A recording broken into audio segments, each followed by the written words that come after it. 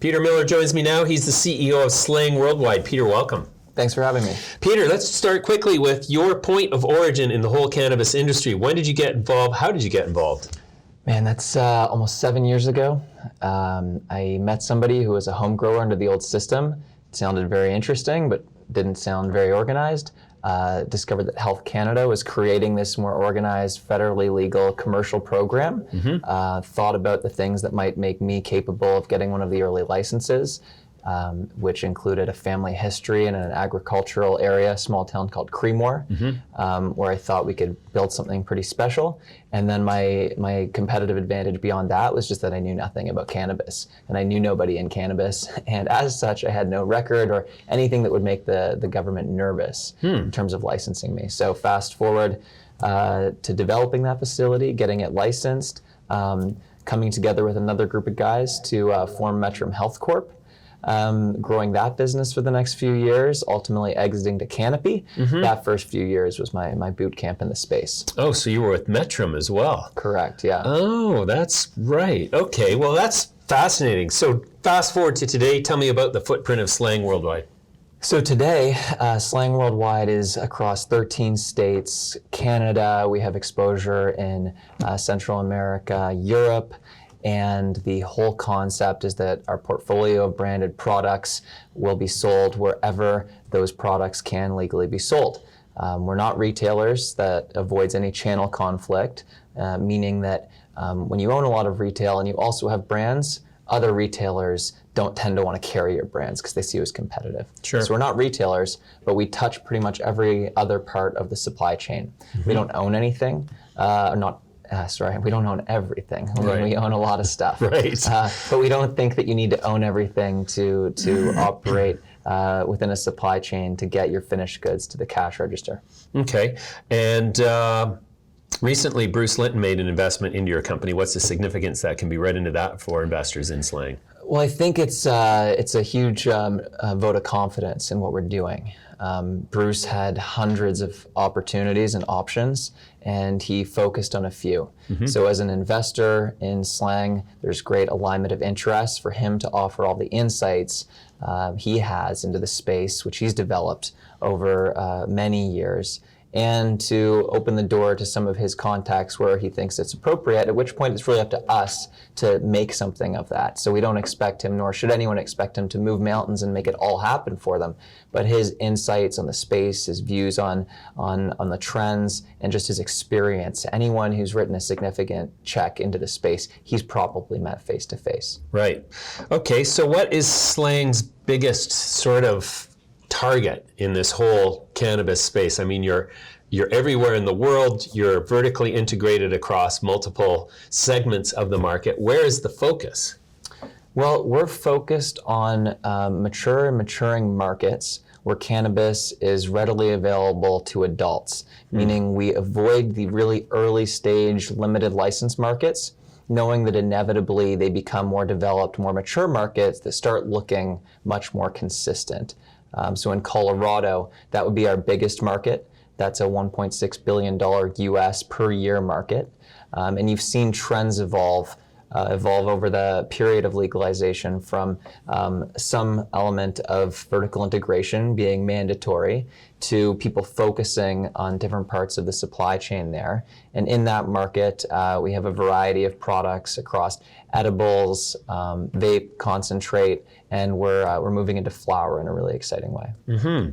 Okay, so there are over 480,000 acres under cultivation for hemp in the United States alone. Call it $1,000 or 1,000 pounds of feedstock per acre, just for rough sort of back a napkin. 16 million pounds of CBD if you average 5% CBD. Do you think that the explosion of outdoor hemp as a source of CBD is going to undermine the price and viability of that market by extension? I think it absolutely could. I think the potential overproduction of cultivation capacity generally is having kind of whipsaw effects on a lot of groups, not just hemp, but to talk about hemp specifically, because you brought it up, there is a huge, as you identified, amount of acreage under cultivation. But even on the processing side, I heard from a person that was the plant manager of one of the U.S.'s largest coffee decaffeination facilities. And that facility was sold to a hemp processor. Now we're talking tens of thousands of pounds per run that they could extract crude resin out of. So I think ultimately that lends itself to our business model where we're not doing that all ourselves. We will buy ingredients, we'll formulate them into a finished good under our brands, and we'll wholesale them to retailers, which is how CPG works. You have your farmers selling to a Cargill type aggregator of raw material, using brokers along the way. That product will be acquired by a CPG company that will turn that into a finished good. And then those finished goods will be wholesaled to retail and grocery, big box, whatever the case may be. So I think that as the supply chain sorts itself out and finds an equilibrium, we'll remain nimble and agile because we don't have the burden of the wild overhead and huge commodity exposure to just continue to grow our business responsibly and scalably. Great. What does your financial profile look like at this point in terms of revenue versus earnings? Sure. So last quarter, we announced revenue of just over $7 million. Pro forma, however, the acquisitions that we've discussed and are all contemplated, it was in the low 20s. And we lost a few $1 million on an adjusted basis in the process.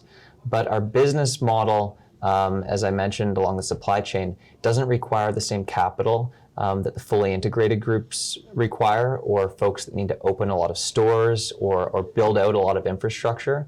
So we're in a fortunate position that as the market indicates what it's willing or not willing to do at any given time, i.e. if equity dries up, we can weather the storm better than most. Fantastic. When do you see the opportunity in the U.S. opening up on a national basis?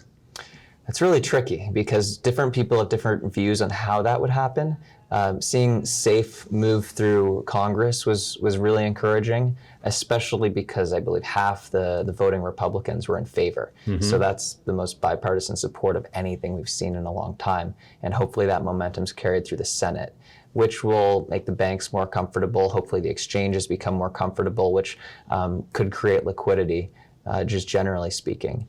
Something like the States Act would be a huge bit of momentum as well.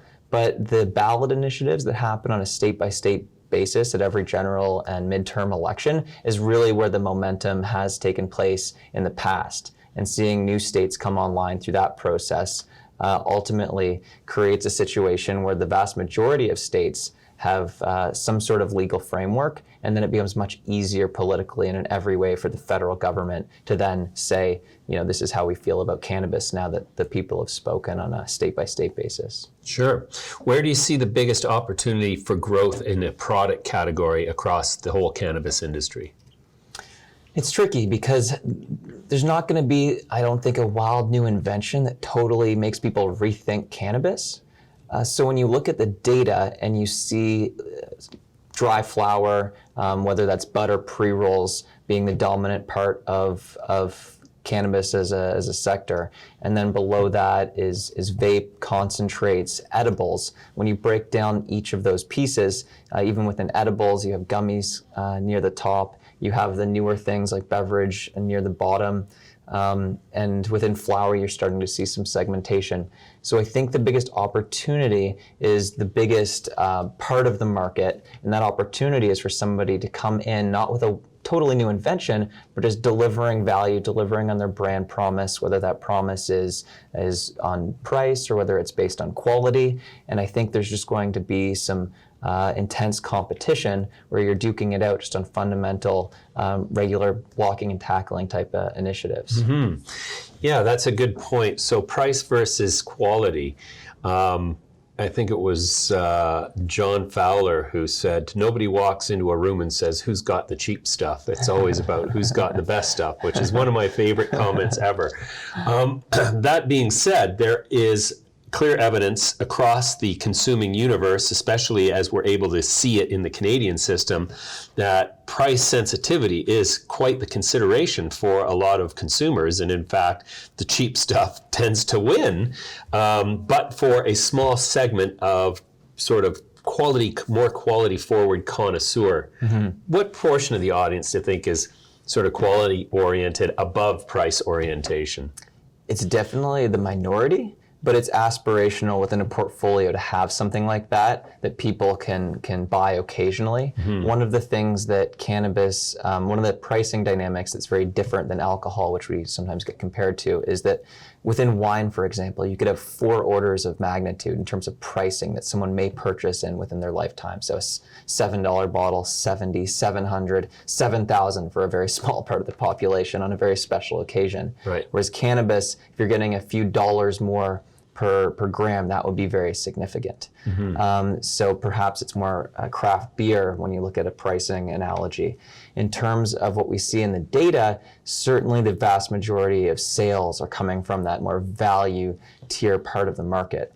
And if you look to places like California, which a lot of people see as a trend-setting market, one of the most popular brands in the entire state is a brand called Old Pal. And their whole concept initially was that it was shareable. It wasn't, that it was bad. It was, lower canopy. And by managing your expectations really well, they created a positive consumer experience that may have been negative if they said, this is great product, and you open the bag and it's small buds and there's a few sticks and a few seeds, you'd be very angry. But if they come out and say, this isn't that good, but it's $15 eighth, nicely packaged, and you open it, and you're like, oh, that's better than not good. That's actually okay. And so I think there's an expectations management piece to that. Right. Kind of like, I think it was a Warren Buffett quote. If you tell someone they're going to the ballet and it's a rock concert, or you tell someone they're going to a rock concert and it's a ballet, they're going to be very angry. Right. But if you tell them what they're going to, and they go there and it is what they expected it to be, they'll be very happy. Good point. And I think that's going to happen with bud. Everyone wants to be premium. Everyone's saying they're premium. John's group is one of the few that actually are premium, but most dollars are being spent on lower priced items because the reality is the average person is hundreds of dollars away from covering their monthly overhead personally, and they can't always be buying the most expensive stuff. Great. Peter, let's leave it there for now. That's a great bit of advice, or rather conversation. I just had a mental break there. Thanks very much for joining me. We'll come back to you soon. Awesome. Have a great day. Thanks for having me.